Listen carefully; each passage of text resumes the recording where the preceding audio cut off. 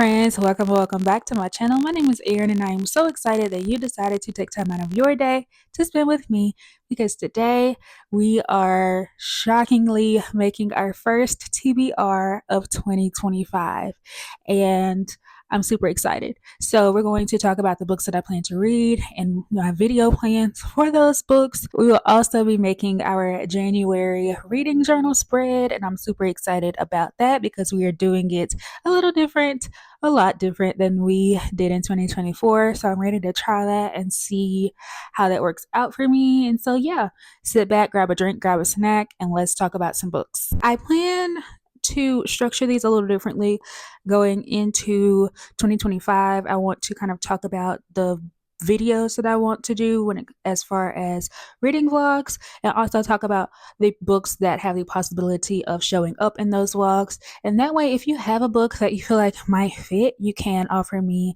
a suggestion or a recommendation. And yeah, we can just talk about video plans as well. And we'll try this and see how it goes. I think I might have done it a couple of times last year, but anyway, for January I have 3 planned reading vlogs, and if there's more, if there's less, I don't know, but the plan is to do 3. Okay, so the first one that I would like to do is a vlog where we feature books with disability representation and or chronic illness representation, simply because I am a chronic illness girly myself and I feel like I want to find that representation in books and show people with disabilities and chronic illnesses being loved on, loved through, supported, all of the things.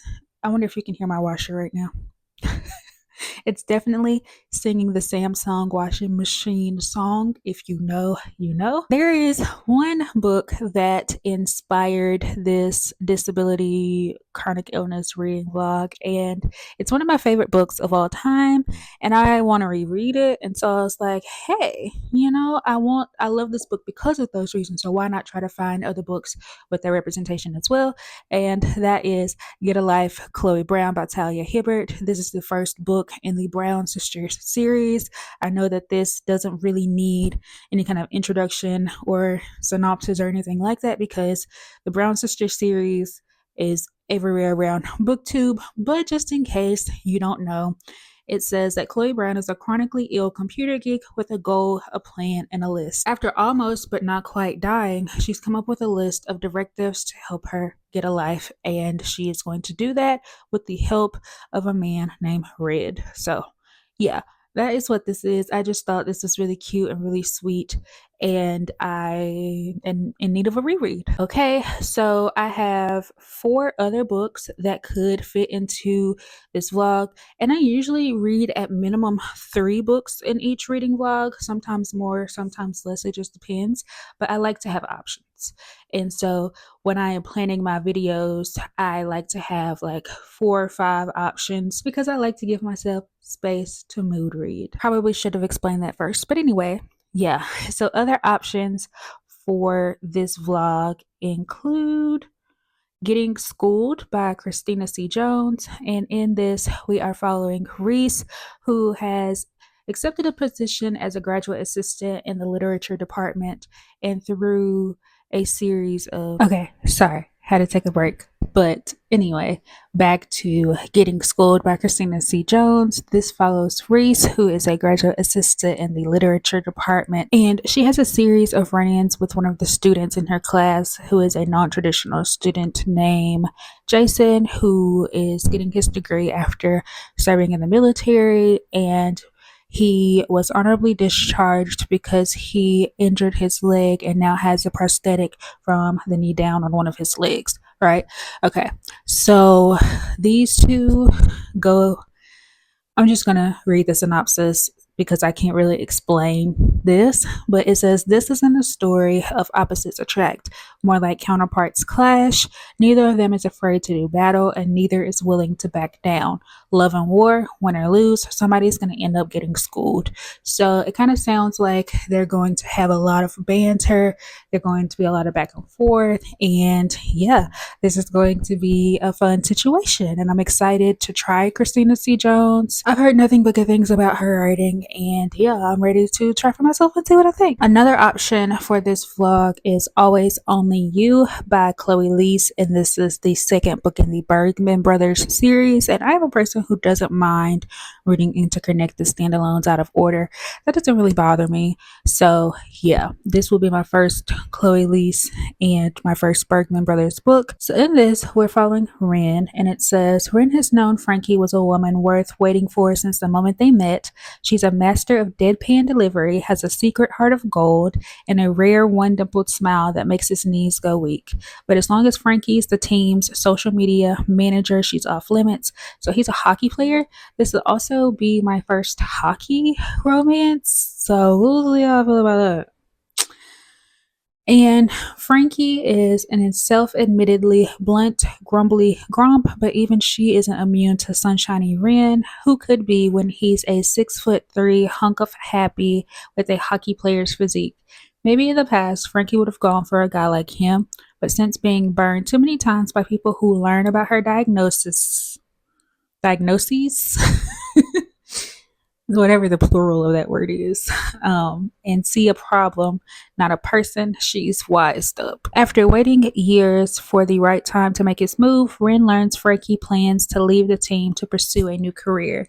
But what he didn't anticipate is how hard he'll have to work to convince her to let him have his shot at winning her heart.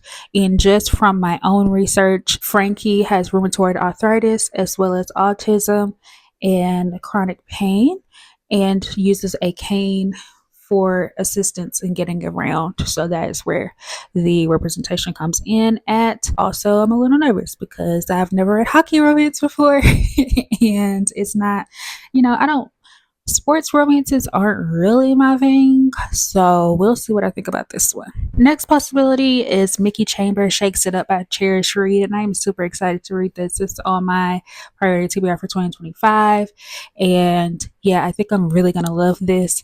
And in it, we follow Mickey Chambers. She's an expert at analyzing modern literature. When it comes to figuring out her own story, she's feeling a little lost. At 33, she's an adjunct instructor with a meager summer class schedule and too many medical bills courtesy of her chronic illness. Picking up a bartending gig seems perfect. Sure, Mickey's never done this before, but the gorgeous, grumpy bar owner, Diego, might be the perfect man to teach the teacher if he wasn't so stressed. Diego is worried he's running his late wife's bar into the ground. Add the pressures of returning to college part-time at 42, and it's no wonder he's making rash decisions, like hiring the sunny, sexy woman who looks more at home in a library than slinging beers to rowdy barflies, and who turns out to be teaching his online writing course, a complication neither was expecting. It's not long before Mickey starts re-energizing the saloon with cocktails, karaoke, and an optimism even Diego can't ignore. They need to fight their feelings if they want to keep things professional, but all it takes is one sip, one kiss to shake both of their worlds forever. And I just feel like that sounds like the perfect book for me. And yeah. Yes. And so my last option for this disability chronic illness rep vlog is going to be The Final Strife by Saara El-Arifi. Here we have this chunker of a book. And so I started this in 2024, but I was just not in a good mental space to be able to read it and enjoy it. So yes, I plan on picking this up again and finishing it out. I think I got like close to 100 pages in. I still have my bookmark in here. Let me see. Where are you? 80 pages in. Okay. So yeah. And I would love to go ahead and finish this out. I know the series is finished now, so that means I can binge it. So I wanted to make this an option for this vlog. It says, red is the blood of the elite, of magic, of control. Blue is the blood of the poor, of workers, of the resistance. Clear is the blood of the slaves, of the crushed, of the invisible. Scylla dreams of her days growing up in the Resistance when she was told she would spark a revolution that would free the Empire from the red-blooded ruling class's tyranny, a spark that was extinguished the day she watched her family murdered before her eyes. Honora has been told that she's nothing, no one, a disappointment, by the only person who matters, her mother, the most powerful ruler in the Empire. But when Scylla and Honora meet, a fire burns between them that could consume the kingdom in their hearts. Hassa, or Hassa, moves through the world unseen by the upper classes, so she knows what it means to be invisible. But invisibility has its uses. It can hide the most dangerous of secrets, secrets that can reignite a revolution. And when she joins forces with Scylla and Honor, together these grains of sand will become a storm. As the Empire begins a set of trials of combat and skill designed to find its new leaders, the stage is set for blood to flow, power to shift, and cities to burn. And the disability rep comes in with this because the clear-blooded people, I'm pretty sure, have their tongues cut out, and so they have to use sign language, if I'm not mistaken. But yes, I'm really excited to dive back into this. It was a little on the heavier side, but I really do want to try to dive back into this one. But considering the headspace that I'm in now, it still might not be a good time. So I don't know if it'll actually make it into the video or not. But I want to try. We'll see. So the second reading vlog that I would like to do in January is one where I'm reading arcs of 2025 releases that I have. One of my reading goals for 2025 is to up my NetGalley score and read arcs in a timely manner. So why not start out the year trying to work on that goal? So I have about 5 2025 releases lined up that are coming out soon, so I want to try to get to them before they come out, which is always the goal. So one of those is Can't Help Faking in Love by Swati Hedge. This follows a young woman with Bollywood roots who hires a barista to act as her boyfriend for her cousin's wedding, only to learn you can't fake chemistry like theirs in this Desi romance. So yeah, this is expected to come out in February of 2025. So I would love to read this and get my thoughts to y'all before it comes out. Fake dating is one of my favorite tropes, so it just sounds like it's gonna be right up my alley. Another possible 2025 release that I could read is The Love Lyric by Christina Forrest. I was so excited when I got approved for an arc of this. It is the third book in the Green Sisters series that started with The Neighbor Favor. And in this one, we're following Iris, who used to be a woman with a plan, but all of that changed after she met the love of her life at 24, got pregnant and married, and then became a widow and a single mother, all within a span of a year and a half. Now, after years of hustling, Iris is the director of partnerships at a beauty company and raising a spunky 6-year-old by herself. Despite her busy life, she can't help but feel lonely. She just needs to catch her breath, and one night at her sister's wedding, when she steps outside to do just that, she sees a certain singer who takes her breath away. By all accounts, pop R&B singer Angel has it made and has just scored a brand ambassador deal with the emerging beauty company. But he's still not fulfilled. He's not producing songs he's passionate about, and there's a gaping hole in his love life. When he visits the Save Face Beauty office to kickstart his campaign, he's delighted to see Iris, his stylist sister, the beautiful woman he secretly had a crush on for years. Despite their obvious attraction to each other, they must stay professional throughout the campaign tour, which doesn't quite pan out. But when it becomes clear their lives aren't in sync, can they fall back in step to the same rhythm and beat? And the love lyric is also set to come out in February. Another possible 2025 release that I could read is Blood Beneath the Snow by Alexandra Kennington. And this is a heart-pounding romantasy following a rebellious princess who must compete to the death against her siblings for the crown to ensure justice while fighting her feelings for her country's most powerful enemy. Revna is no stranger to struggle. As the only member of the royal family without a magical ability, she is seen as an embarrassing mistake to her kingdom and a blight on her family tree. Luckily, Revna has found family and other outcasts in her kingdom, but when her 2 closest friends' lives are put in danger, she is determined to save them by any means necessary, no matter the cost. The Bloodshed Trials, a competition where the last sibling in the royal family standing takes the throne, might just be the ultimate price. What? Hold on, because Yeah, I had forgotten what the synopsis of this was, but first of all, I love trials and fantasy books. Like, that's one of my favorite tropes. I know it's like kind of overdone at this point, but I just love it. And then to find out that the trials are against your siblings, like you're fighting against your siblings for the throne, yeah, that's gonna be messy. I'm gonna have a good time with this. And yeah, this is set to come out in March. So if I can go ahead and read it, that would be great. My next option for this reading vlog would be Flirting with Disaster by Naina Kumar. And this is a January release, so I think this is going to be one of the first ones that I tried to pick up. And this says she needs a divorce from her husband, but a hurricane threatens to dredge up their stormy, passionate past in this sizzling reimagining of Sweet Home Alabama. And here's the thing, I am not a second chance girly. I came to that realization in 2024, but I absolutely loved Sweet Home Alabama, the 2000s rom-com movie with Reese Witherspoon. And I'm thinking, since this is a reimagining of that it will be more successful for me. At least I'm hoping anyway. We'll see. This says, it's been years since Mina has seen her husband Nikhil, years since they first laid eyes on each other back home in Texas, years since they eloped in Las Vegas and she felt true happiness. A high-powered lawyer on Capitol Hill, ready to move on with another successful lawyer shake, Mina has returned home, this time finally to obtain a divorce.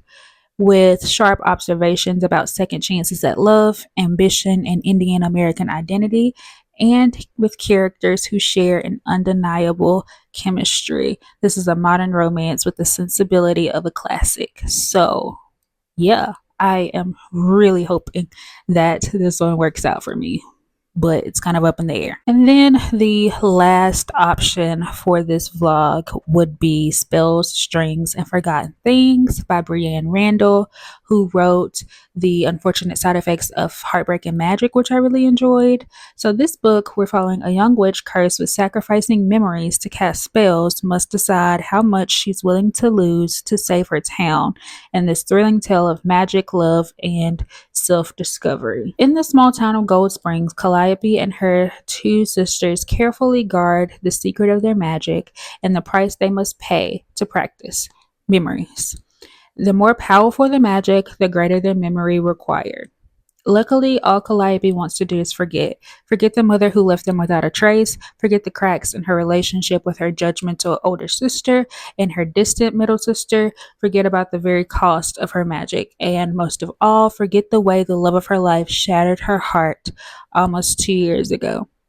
But when an ancient evil awakens in their town, the fragile thread that holds the sisters together breaks. As their magic slowly begins to fade, Calliope accidentally binds herself to an annoyingly handsome leader of a rival coven, infamous for their ruthless pursuit of power. Battling a sizzling chemistry to a man she can't trust, Calliope needs to confront her sisters and the painful memories of her past, dark family secrets, and ancient magic in order to keep the town and all she loves safe. But will she have anything left of herself? Look, I love a witchy story. I love a small town witchy story, sister witches, all the things. This sounds like it's going to be really good and probably very emotional, just from what I know of Breanne Randall's writing from The Unfortunate Side Effects of Heartbreak and Magic. So yes, this is a March 2025 release. And lastly, I think I just want to do kind of like a mood reading type of vlog. I want to leave this one kind of open since I have two that are kind of set with TBRs currently. I want to leave myself space to just read whatever I want, but there are some books that I have my eye on, so some possibilities for this mood reading vlog could be The Fifth Season by N.K. Jemisin. I started this in 2024 as well, but I soft DNF'd it, so I'm thinking now is the time to pick it back up because I was really enjoying it. I got about 80 pages into this as well and was having a good time, so I want to go ahead and finish this and move on into the next books in the series. Another book that I soft DNF'd in 2024 that I want to go ahead and finish up so I can continue on in the series is Flamefall by Rosaria Munda. This is the second book in the Aurelian Cycle series that starts with Fireborn. This is a YA fantasy with dragons and a dragon riding school and a rebellion as well. Was really enjoying this, but again, not really in the mood. This one really discusses heavy topics and how the poor are treated awful for being poor, and just there's so many injustices in this book, and it was just put me in my feels. So I had to take a break. But this one, I'm actually pretty far in. I'm over halfway.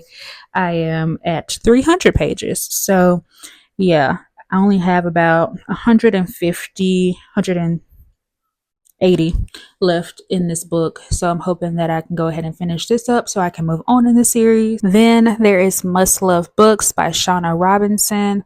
And this follows Nora Hughes, the overworked, underpaid, last bookish assistant standing, at least for now. When Nora landed her editorial assistant position at Parsons Press, it was her first step toward the dream job, because honestly, is there anything dreamier than making books for a living? But after 5 years of lunch orders, finicky authors, and per my last emails, Nora has come to one grand conclusion: dream jobs do not exist. With her life spiraling and the Parsons staff sinking, Nora gets hit with even worse news. Parsons is cutting her already unlivable salary. Unable to afford her rent, and without even the novels she once loved as a comfort, Nora decides to moonlight for a rival publisher to make ends meet, and maybe poach some Parsons authors along the way. And when Andrew Santos, a best-selling Parsons author no one can afford to lose, is thrown into the mix, Nora has to decide where her loyalties lie: her new dream job, ever-optimistic Andrew, or herself and her future. So this sounds like it's going to be, kind of emotional, but mostly the journey of a woman finding out what she wants to do with her life. And I love bookish books. So a book that I am for sure reading, for sure, is going to be Faebound by Saara El-Arifi. I'm rereading this because Cursebound comes out in February and I want to be ready. Okay, I need to be ready to pick that up as soon as it hits stands. I'm going to probably pre-order it, so as soon as it touches my mailbox, I'm ready to go. So I wanted to refresh myself on the events of Faebound. I know y'all are probably tired of hearing me talk about this book at this point, but whatever. I don't really care. In Faebound, we're following two elven sisters who end up getting exiled and stumble upon the Fae lands, which they didn't even know existed, and they are kind of thrust into this new environment and kind of question everything that they've been taught, and some romances happen and all the things. So I will be rereading Faebound in anticipation for Cursebound. Also, I would love to get to The Book of Life by Deborah Harkness. This is the third book in the All Souls trilogy, and it is the last book of this arc. Basically, I have been trying to refresh myself on the second book by watching the second season of A Discovery of Witches, but it's been slow going. And so once I finish catching up by watching that second season, I'm going to dive into this book and finish off this arc. In the series, we're following, no, her name is not Deborah Harkness, that's the author's name. We're following Diana Bishop, who is a witch that doesn't practice, but she is able to call up this magical manuscript, and it gets the attention of all the other creatures, the vampires, the demons, and the witches, because they need to find out, how she was able to call up this manuscript when no one has seen it for centuries, and also what her connection is, all the things. She goes on an adventure with Matthew, a vampire, and they eventually fall in love. And yes, this is a great series of fantasy, romance, suspense, history, all the things. And I'm really excited to finish up this arc because the next books follow specific stories. And yeah, I'm just ready to see how this part wraps up, at least. And then we have Dark Restraint by Katee Robert. This is, I don't know, 7, 8, 9 one of those numbers, I think maybe 7 or 8 in the Dark Olympus series, and I want to catch up before whatever comes out in 2025. And this one, we are following Ariadne and the Minotaur, and yeah, I just need to catch up with this series. So, and this book may or may not be a thing because there's still a few days ish left in December, so I might get to that before then. But if I do not, then it will be on my January TBR, and that is The Plot. And this book is a mystery thriller following what happens when a author who is a professor ends up stealing his student's work after he dies, and someone figures out that this was stolen work, which means that the student probably stole it from somebody. And it sounds like drama, sounds like mess, another bookish book. And I kind of want to dip into a mystery thriller, and you know yeah, I just wanted to pick this up. So yeah, that is all the books that I'm considering for my mood reading vlog. And here's the thing, I might read all of these, I might read none of them, but that's just what's catching my eye at the moment. So yes, these are all the books that I am considering reading in the month of January.